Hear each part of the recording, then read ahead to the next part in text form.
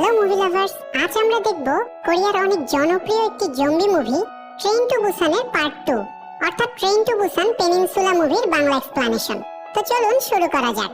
সিনেমার শুরুতে দেখা যায় কোরিয়ার একটি দ্বীপ পেনিনসুলা জম্বি ভাইরাসে ভরে গিয়েছে, আর তাদের হাত থেকে বাঁচতে ক্যাপ্টেন জিং সিওক তার বোন সহ তার ফ্যামিলিকে নিয়ে যাচ্ছিল একটি জাহাজে তুলে দিতে, যে জাহাজ তাদের কোরিয়া থেকে বাইরে নিয়ে যাবে। কিন্তু যাবার সময় রাস্তায় এক ব্যক্তি সিওকের থেকে সাহায্য চায়। লোকটি বলে তার পরিবারকে তাদের সাথে নিয়ে যেতে, কিন্তু সিওক লোকটির গায়ে রক্ত দেখে ভাবে হয়তো সেও জম্বি এফেক্টেড।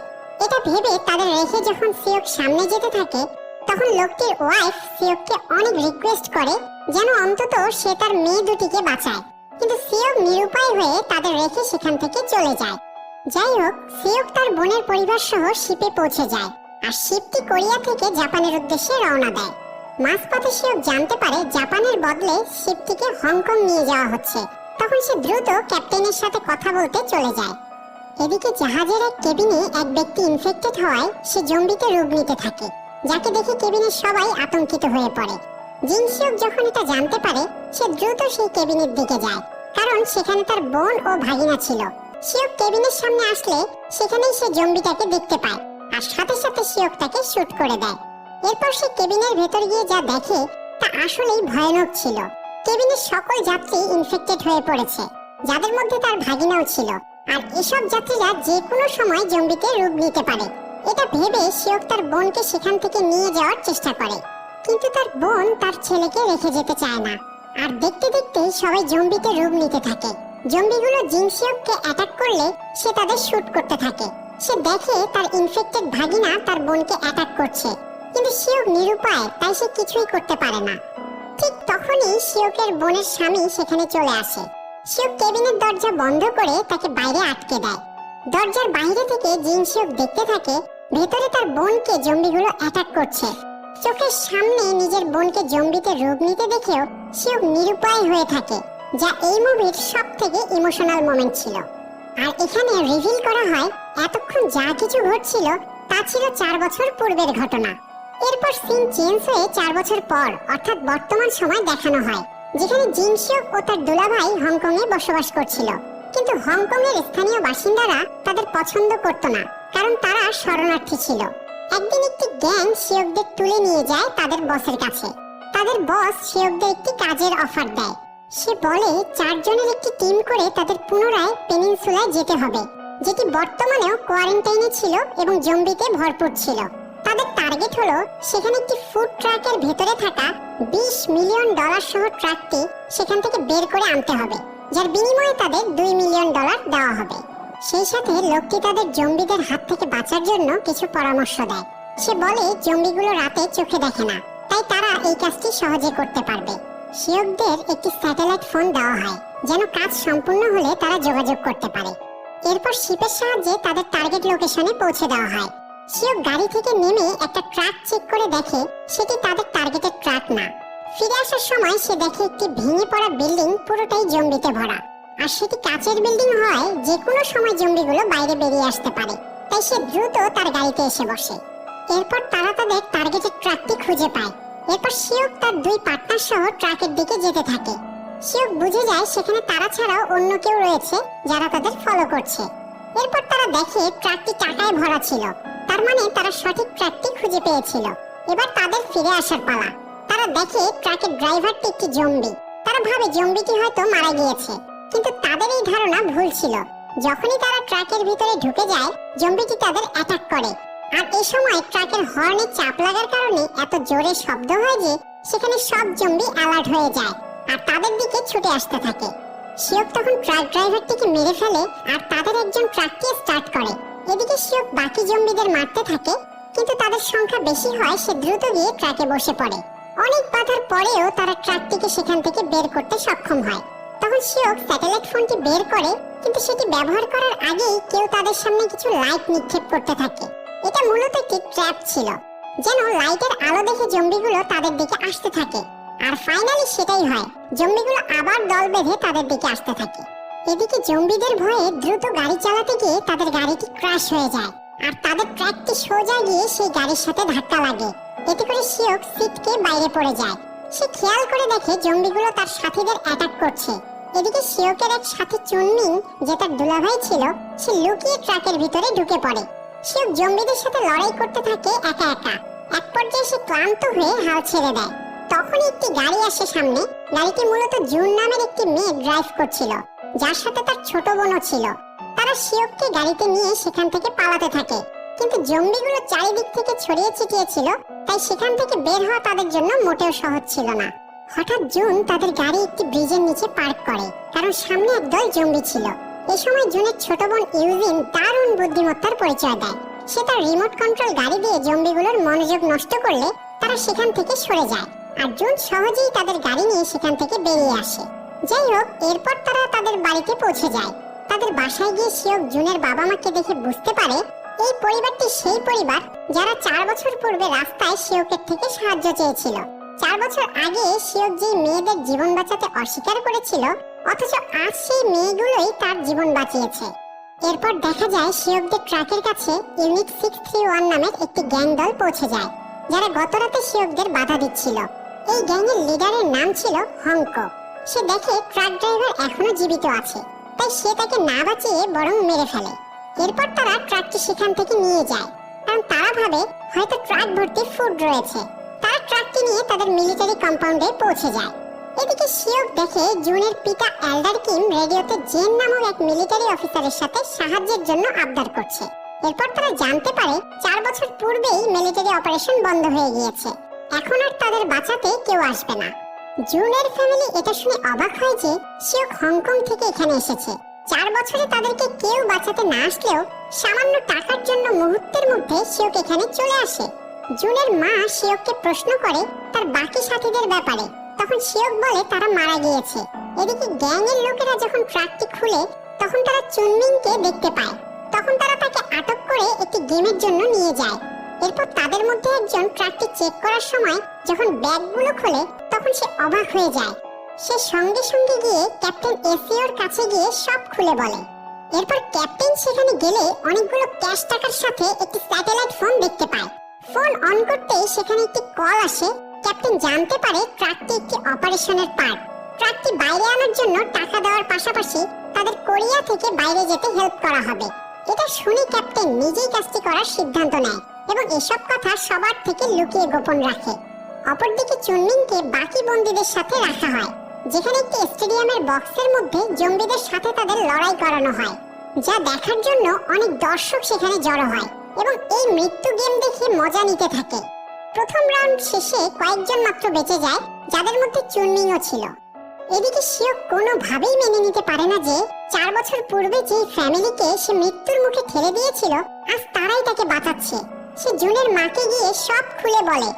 এতে জুনের মা রিঅ্যাক্ট না করে বরং বলে এটা স্বাভাবিক ব্যাপার। এরপর তারা সবাই মিলে প্ল্যান করে তারা সেই মিলিটারি কম্পাউন্ডে যাবে এবং স্যাটেলাইট ফোনটি সংগ্রহ করবে, যার সাহায্যে তারা পেনিনসুলা থেকে বের হতে পারবে। তারা প্ল্যান সাজায় রাতে বের হবে, যাতে সহজেই সেখানে যেতে পারে। অন্যদিকে ক্যাপ্টেন এসিও আর তার সাথে গোপনে সেখানে থেকে বের হবার প্রস্তুতি নিতে থাকে।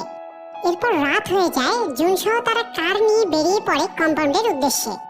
গাড়িটি একটু দূরে রেখে শিওক ও জুনের মা মিনজুং ট্রাকের দিকে যেতে থাকে। ট্রাকের কাছে গিয়ে ভেতরে তারা স্যাটেলাইট ফোনটি পেয়ে যায়, কিন্তু দুর্ভাগ্যবশত সেটি ভাঙা ছিল। আর এর মধ্যে ক্যাপ্টেন শিওর পার্টনার সেখানে চলে আসে। মিনজং তাকে গান পয়েন্টে নিলে সে সব সত্য বলে দেয়। সে বলে সে তার ক্যাপ্টেন সহ এখান থেকে বের হবার প্ল্যান করেছে, যার ব্যাপারে তারা একটি স্যাটেলাইট ফোন থেকে জানতে পেরেছে। সে আরো বলে ট্রাকের ভেতর থেকে তারা চুনমিং নামক একজনকে পেয়েছিল। সে এখন সেই ভয়ানক গেমের পার্ট। এটা শুনে শিওক দ্রুত ছুটে যায় তাকে বাঁচাতে। এর মধ্যেই সেখানে ক্যাপ্টেন চলে আসে। সে কোনো কথা না বলেই গুলি চালানোর চেষ্টা করলে মিনজং তাকে ট্রাক দিয়ে ধাক্কা দিয়ে দেয় আর তার কাছে থাকা স্যাটেলাইট ফোনটি নিয়ে নেয়। কিন্তু এখানে ঘটে আরেক বিপদ। গুলির আওয়াজে আশেপাশের জম্বিগুলো জেগে যায় আর দল বেঁধে তাদের দিকে আসতে থাকে। যাই হোক, শিওক সেই বক্সিং রিংয়ে পৌঁছে যায় আর জম্বিদের হাত থেকে চুনমিংকে বাঁচিয়ে নেয়। জম্বি আর গ্যাং মেম্বারদের হাত থেকে বেঁচে সেখান থেকে পালানোর সময় এক জম্বি শিওককে ধরে ফেলে। এমন অবস্থায় চুনমিং এর কাছে দুইটি অপশন ছিল, হয় সে নিজের জীবন বাঁচিয়ে পালিয়ে যেতে পারত, অথবা বন্দুক দিয়ে শিওককে বাঁচাতে পারত। সে দ্বিতীয় অপশন বেছে নিয়ে বন্দুক দিয়ে জম্বিদের মেরে শিওককে বাঁচিয়ে নেয়। কিন্তু এর মধ্যে গ্যাংয়ের লিডার পেছন থেকে চুনমিনকে শুট করে। চোখের সামনে চুনমিনকে মারা যেতে দেখে শিওক অনেক কষ্ট পায়, কারণ এখন আর তার ফ্যামিলি বলতে আর কেউ রইলো না। সে ইমোশনাল হয়ে কি করবে কিছুই বুঝে উঠতে পারে না।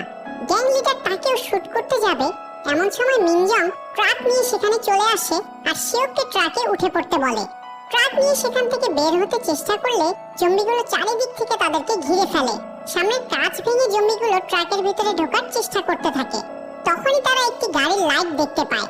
মূলত গাড়িটি আর কেউ নয় বরং জুন চালাচ্ছিল। সে লাইটের সাহায্যে জম্বিগুলোর মনোযোগ ঘুরিয়ে তার দিকে নেয়। অনেক বুদ্ধিমত্তার সাথে জম্বিদের থেকে বেঁচে তারা সামনে আগানোর চেষ্টা করে, কিন্তু পুরো গ্যাং তাদের পিছু নিয়েছিল, যারা তাদের থামানোর সম্পূর্ণ চেষ্টা চালাচ্ছিল।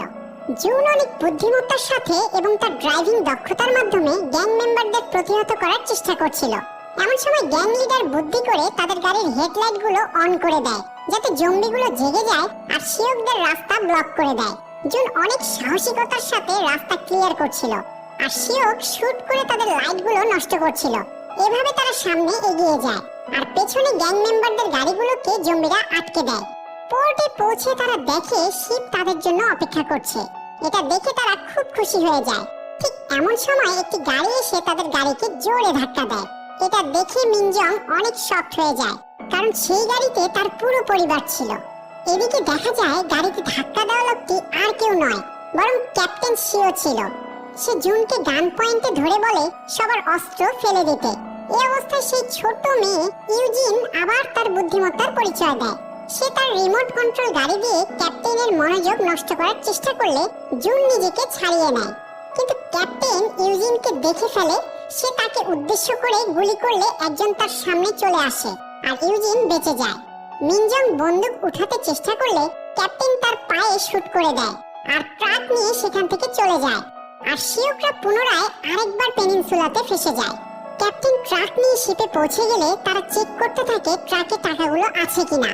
ওয়াদা মোতাবেক ট্রাক রিসিভ করার পরও তারা ক্যাপ্টেনকে শুট করে দেয়, কিন্তু ক্যাপ্টেন তারপরও জীবিত থাকায় সে ফুল স্পিডে ট্রাক রিভার্সে চালিয়ে শিপের দরজা খুলে দেয়।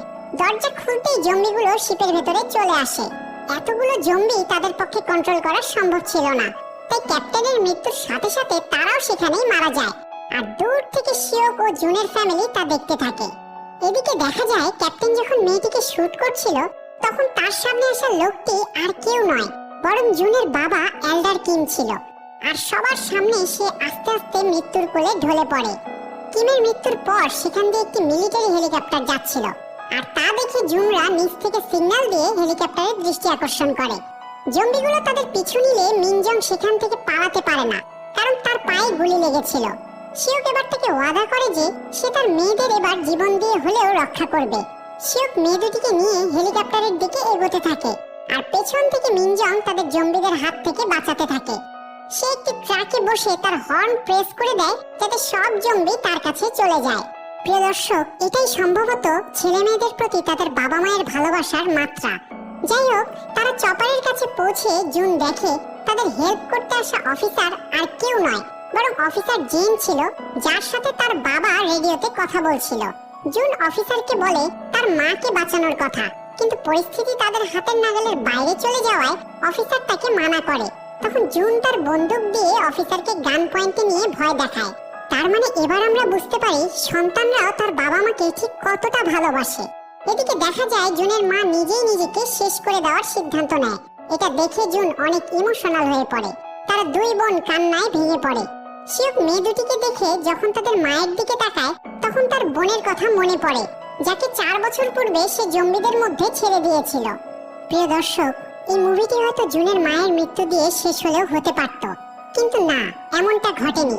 বরং শিওক জানতো প্রিয়জনদের হারানোর কষ্ট কতটা, তাই সে আর সেম ভুল পুনরায় করতে চায় না। আর তাই সে জুনের মায়ের দিকে ছুটে যায় তাকে বাঁচানোর জন্য, এবং শিওককে দেখে জুনের মাও তার সিদ্ধান্ত বদলে নেয়। সে ফাইট ব্যাক করে জম্বিদের ফায়ার করতে থাকে, আর অপর প্রান্ত থেকে শিওকও জম্বিদের অ্যাটাক করতে থাকে। কি ভাবছেন, জুনের মা কি এখানে বাঁচবে নাকি মারা যাবে?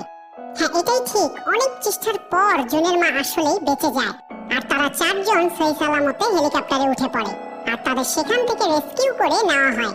আর এখানেই মুভিটির সুন্দর সমাপ্তি দেখানো হয়। তো প্রিয় দর্শক, ট্রেন টু বুসানের পার্ট 2 অর্থাৎ ট্রেন টু বুসান পেনিনসুলারের বাংলা এক্সপ্লেনেশন আপনাদের কেমন লেগেছে তা অবশ্যই কমেন্ট করে জানাবেন। আর আমাদের চ্যানেলের পরবর্তী ভিডিও আসার আগ পর্যন্ত চ্যানেলের পূর্ববর্তী ভিডিওগুলো দেখবেন এবং চ্যানেলের পরবর্তী ভিডিওর নোটিফিকেশন পেতে চ্যানেলটি সাবস্ক্রাইব করে বেল বাটনটি অল প্রেস করে রাখুন।